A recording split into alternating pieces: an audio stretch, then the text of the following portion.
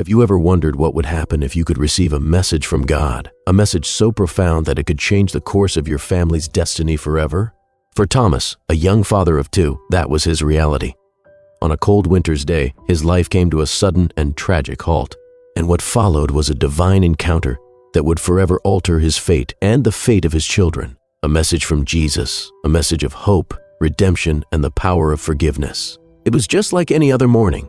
The cold air nipped at my face as I kissed my wife, Emily, goodbye.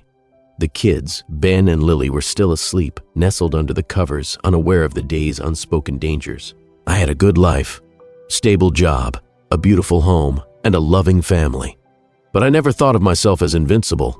Life was fragile, but I never imagined it would end so abruptly. That morning, as I was driving to work, a reckless driver lost control and collided with my car. The sound of metal scraping metal and the blinding light from the oncoming vehicle were the last things I remember. I never saw it coming. When I woke up, I was no longer in my car or on Earth. Instead, I found myself standing in a vast ethereal field, an expanse of light that stretched beyond what my eyes could comprehend. I felt warmth and love, but also an overwhelming peace. And there, standing before me, was Jesus. "Thomas," he said, his voice a gentle whisper that seemed to resonate deep within my soul, "you are not finished. There is more for you to do. You have been chosen to carry a message to your family, a message that will shape their future." The shock of the moment rendered me speechless. How could this be happening? I was a man, just an ordinary man, with no extraordinary feats to speak of. I never saw myself as someone worthy of such an encounter. But Jesus, with his kind eyes and soothing presence, seemed to read my thoughts. "You have lived a good life, Thomas, but there is something greater for you now. You have been given the opportunity to change your family's legacy, to guide them in a way that will not only bring them closer to me, but also to each other." "But why me?" I asked, the words escaping my lips without hesitation. "What can I possibly do?" He smiled, a gentle, knowing smile. "You have been chosen because you know what it means to love, and that love, once fully understood, will change the world around you." Jesus told me that my task was not over, that my family needed me. It was clear to me now that my death was not just a random tragedy. It was part of something far greater. The message I was meant to bring back to them would change the way they saw their lives, their faith, and their connection to God. "You will return to your family, Thomas," he said, "but you must carry with you the message of forgiveness, love, and reconciliation. Your wife, your children, they will need your guidance in ways you cannot yet comprehend, but through them, your legacy will live on." I was overwhelmed by the gravity of this task.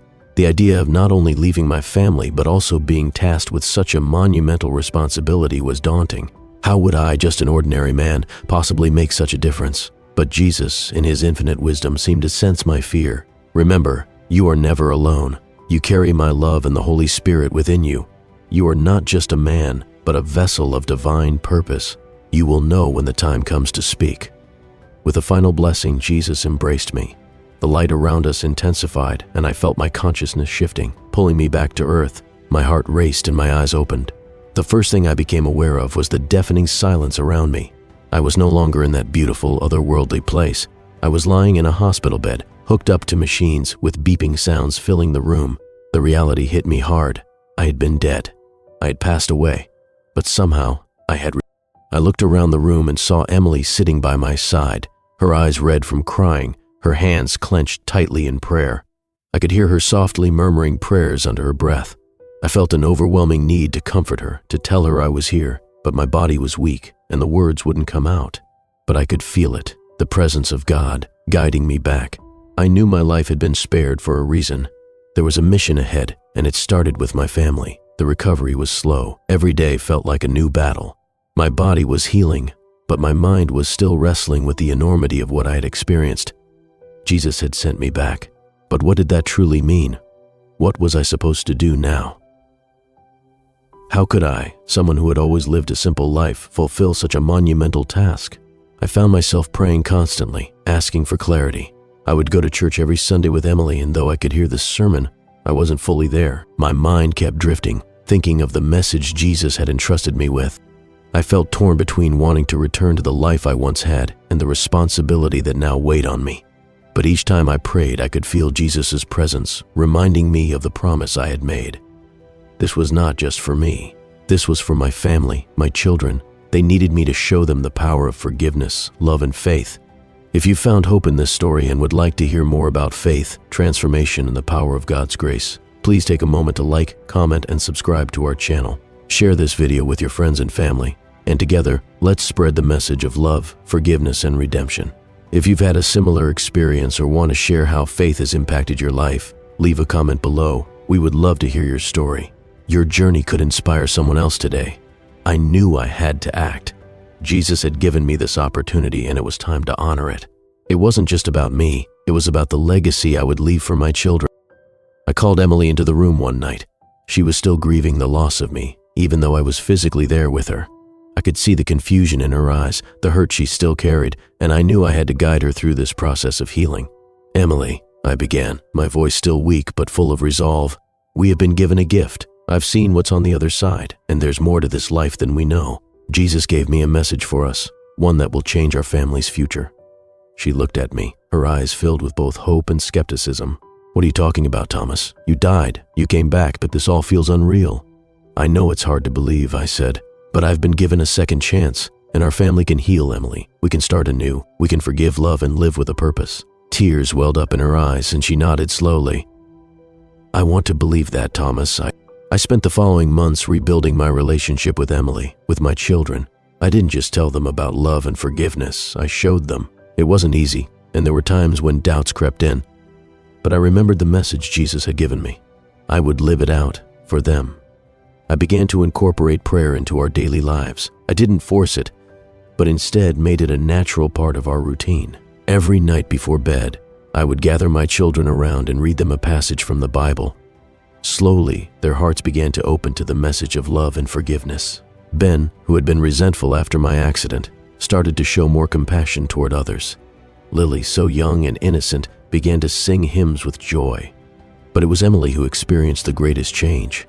Through the power of prayer and time, she began to heal from the pain of losing me and the fear of losing me again. She found a new strength in her faith, a deep sense of peace that had eluded her for so long. As my children grew older, I saw the fruit of the seeds we had planted in their hearts. They carried the message of love and forgiveness with them, spreading it to their friends, their peers, and eventually their children. I never fully understood why I'd been chosen to receive this message, but I came to realize that it wasn't just about me. It was about breaking the cycle of pain and bitterness that so many families carry. It was about leading my family into a new era, one filled with love, faith, and the understanding that nothing is impossible with God. The years that have followed my return have been nothing short of miraculous. Each day I wake up with a renewed sense of purpose, knowing that my life was spared for something far greater than I could have ever imagined. It has not been easy, but it has been incredibly rewarding. The lessons I've learned in those quiet moments with God and the strength I've drawn from His presence have been the foundation upon which I've built my life anew. When I returned from the accident, the weight of the responsibility that lay before me was overwhelming. I didn't just return to my family, I returned with a mission, a divine calling. And the more I embraced that calling, the more I saw how interconnected everything is. The message Jesus gave me wasn't just for my family, it was for the world, for everyone around me. A message that transcends time and place. A message that encourages us to love deeply, to forgive unconditionally, and to walk in faith.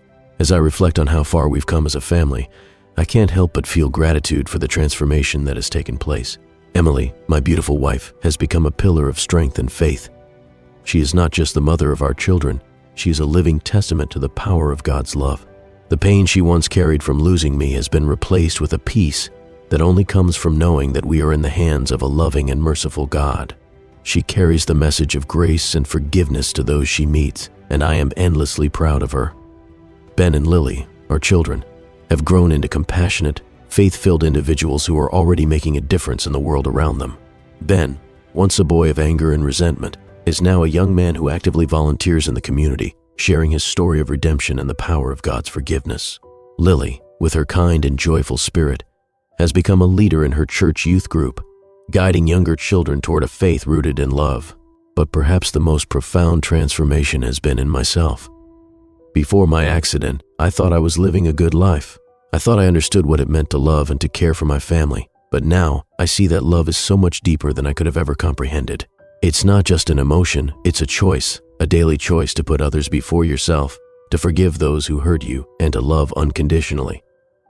I continue to speak about forgiveness, faith, and the grace that only God can provide. Every day, I have the opportunity to live out the message that was given to me, and with each new day, I strive to be a better man, a better husband, father, and servant of God. I am reminded every day that life is fragile, but it is also beautiful. The experiences I've had, the lessons I've learned, and the family I've been blessed with are a testament to the power of divine love. And I know that the journey is far from over. As I move forward, I carry the message of Christ's love and forgiveness with me wherever I go. It is my duty, my privilege, and my honor to share this gift with the world.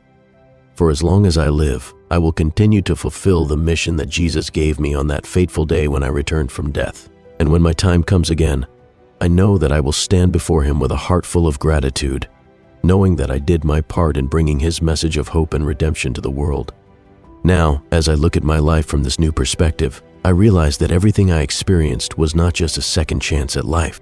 It was a divine opportunity to fulfill a greater purpose. I have met people along the way who have experienced their own forms of grace and healing, and in each of those moments, I am reminded that I am not alone in this journey. There are times when I feel the weight of the world pressing down on me. The responsibilities that come with being a father, husband, and community leader can feel overwhelming. But I remember the quiet moments I shared with Jesus during my time in the afterlife. I remember the peace He gave me, the love that He filled me with, and the calling He gave me. In those moments of doubt or exhaustion, I lean on my faith. I turn to the Bible for guidance, and I pray, knowing that God is always with me. The world may be full of challenges, but through the strength of my faith, I know I can face anything.